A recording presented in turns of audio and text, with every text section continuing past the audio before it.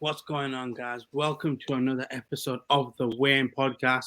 Today, I'm joined by my co-host Sugar Ray. How are you doing? How's it going, man? Just here in London. Life is crazy, but we keep on moving. And making the return, we are joined by the one and only Steve the Rocky Roach. How are you, man? Hey there, boys. Good to be back. Good stuff in. How we doing, man? All good, all good. Been And a it's been a while, while. been a Man. while. It's been a while. How Yeah. have you been anyway? Go on. Let's get a quick little update. How's Thailand treating you? It's good, man. It's good. It's still hot. We're coming out of lockdown slowly but surely, and I got my famo coming out for Christmas all the way from London. So I'm Nice. feeling good if they ever get here. They fly tomorrow. I've just got the news on text. We're talking off air about their PCRs. They just passed their PCRs. So maybe we pray. We pray. Someone's having some sun this winter. Nice for them. We don't have that here. We break the code. But we're here for one reason, and that's to talk some boxing. We've had another big weekend with a lot of boxing fights that we are going to break throughout. Let's start off Friday. Artur Beterbiev defending his light heavyweight belts against Marcus Browne. Ray, I'm going to come to you first. I know we've touched on him previously in other pods. In terms of this particular fight, there was a big cut that actually happened, and there was like that little danger thing that we see when it comes to referees stopping the fight. But then obviously they continued, and he went to get the knockout win.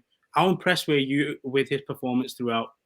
Man, Arthur, the guy is 36, and he showed like little signs of slowing down, but showed that he's still just as dangerous. So I think he had that kind of switch where watching Terence Crawford and Sean Porter fight, where his corner told him, like, listen, we need to finish this quick because the referee might end it. And then he went in there and he showed that power that he has to put Marcus Browne down with, like, going up top, then coming down to the body shots, then coming again up top. And then I think that's the combos just proved to be too powerful for Marcus Browne. And, man, for someone that's 36, Arthur's, like, his killer instinct is still there, the power's still there, and he just reminded everyone why he's the number one awarded guy in the light heavyweight division. And with you, Steve, just as Ray mentioned, the knockouts, so 17 fights, 17 knockouts. From a scale of 1 to 10, like, how impressed are you in terms of what he can do currently, especially at his age? Yeah, I think it's his orthodox boxing is so correct. He's obviously very physically gifted, but he is very, very, very fundamentally accurate, and that helps him to get his knockouts. I remember Sean Porter was talking. What fight was he watching? He was watching a fight recently, and they asked him, like, what's the keys to victory, and he said consistency. I feel like Beterbiev is just so consistent, and it's just demoralizing if you get a good start like Browne did against him. Like if you get some success, he'll keep coming, methodical consistency, and that's just demoralizing when you're an opponent because you know that you're starting to waver, but you're not seeing that from him. He's game face, and even with the cut, just consistent. He's a killer. And Ray, with this fight itself, did you think it got the respect and the attraction that it was meant to? Did it go under the radar considering what was also available on the weekend? Top Rank, I don't know what is with Top Rank production. It just looks cheap. Like all their fights just You're look not cheap. wrong. I don't know if they need to buy a new camera lens or something, but they need to spruce up their production because at this point, I don't understand how they're going to attract the top talent. They'll attract talent, don't get me wrong, because they're always going to have some sort of money. But at this point, it's like, how do Top Rank attract top talent if you don't even like treat your talent right? Because even Inouye had a fight midweek as well. Barely anyone knew about it. Fans were complaining online, like, how has Top Rank not managed to, put production behind one of the pound for pound best? And people even saying this guy can potentially be a crossover star, and they just keep on mismanaging him. And I just feel like someone like Artur Beterbiev, I remember how Kovalev was when he was coming up, and he was seen as this monster. And I feel like Artur Beterbiev is that, but more. And I just feel like they're not pushing it as they should.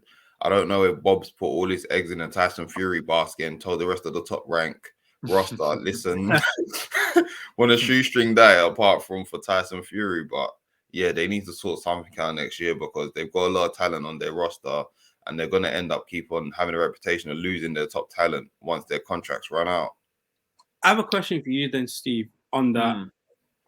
With the fight happening on a Friday, I guess like for growing up, for me and with boxing was, if you were a star attraction, you were performing on a Saturday. Is this timing of where the fights are put for Top Rank a problem for them, considering we're short time? What we will talk about in other pods, like short time. Then you got Matchroom putting Chisora and stuff. Is that a problem for Top Rank? Yeah, I think that there's obviously certain primetime slots, and boxing goes on a Saturday night. Sort of historically, there's a couple of things. I think the opponent. Would we be watching it if it was Bivol or Buatsi? If that was a Friday night, does that change? Does that change like how big the fight is? Does it steal the show if it was Golovkin against Beterbiev or something like that? That doesn't matter when it goes. So the opponent had a lot to play in that, considering there was so much other boxing going on. But then also, are we what's the word? Drowning in boxing right now? Is there just too much, and it's just overwhelming how much boxing there is, which is a great thing for the sport, and obviously that's going to help the sport to grow, and it's fantastic. But as a result, we're not going to, as a consumer, you're not going to take rubbish anymore. You're not going to take low level stuff. You've got your choice now, which is great for us, because we watched boxing at a time when it was like we were starved, and it was like, oh my god, it's us fighting. But now it's like, it's just a light heavyweight world title fight. There's Chisora Parker, there's Jake Paul, and it's hard to keep up with it all as a fight fan. But then also it makes it great because all these promoters they have to make good fights now, because you can't compete, you can't put on rubbish anymore.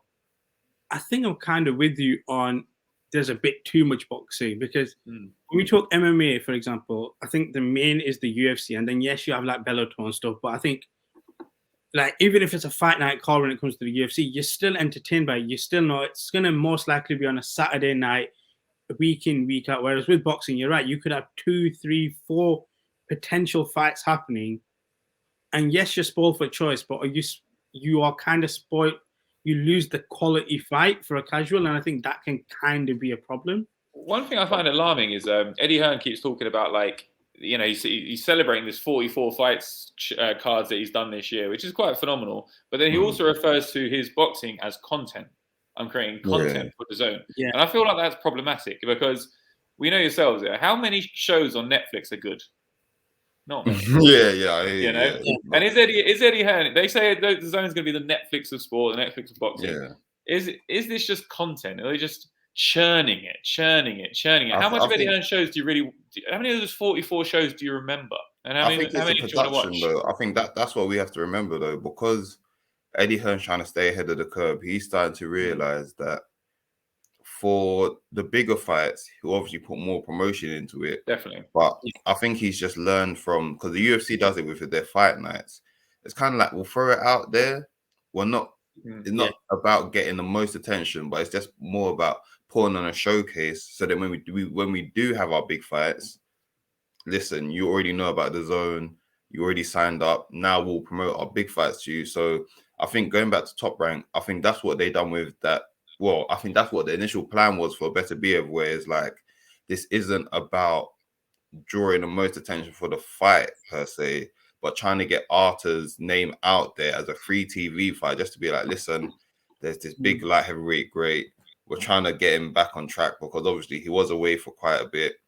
And I feel like it only backfired because the marketing was still bad. I feel like they half-assed it. So the same way you're saying Eddie Hearn's out there putting out content, but one thing I'll give Eddie Hearn, every Matchroom card, he'll try to sell it to you like it's a significant card, whereas this Top Rank one, it's true, but this Top Rank one, I think this was there for it to be a showcase for Arthur to go in there, knock out someone, and then be like, cool, we want to see the unification fight between him and Bivol, or him and Joe Smith Jr., who's on the same ranking. And obviously that then ties in with the UK guys, because top of the year, Top Rank going to be hosting Joe Smith Jr. against Callum Johnson. So I feel like they dropped the ball in that they should have promoted Beterbiev more, and then they should have led into speaking about Joe Smith Jr. and Callum Johnson. But who knows? I mean, tell us. Sorry, Abbas, go on. You go. No, I was gonna just say that when you look at light heavyweight boxing right now, where does Beterbiev fit in the conversation, and like, where are you going into 2022? That's what I was going to say. Like, is he takeable, boys? We've got a lot of light heavyweights that we love in the UK. So let's finish it off with like, is he takeable? And who of our UK boys do you think is most primed to take over that light heavyweight division, if any? He's shown that he can get hit, but I think he's shown that he's vulnerable in certain spaces. But it's just a thing of, do you want to take that risk? Because he comes like an animal that's like wounded, like he becomes even more of a killer. And I think this terrifying thing about Beterbiev is that, yeah, you can hurt him, but can you finish him? And if you don't finish him, he might finish you. And I feel like if you back yourself and you are the one to beat him, just say Buatsi went and fought him, you're the king of the light heavyweight division. You killed the beast. Do you want to pussyfoot it, or do you want to just like go slay the dragon? Just get. I don't personally think a lot of people will take him.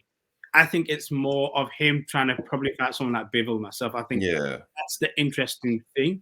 I know like the name of Canelo's been thrown around, but apparently he's got permission to move up to cruiserweight. And listen, let me tell you something.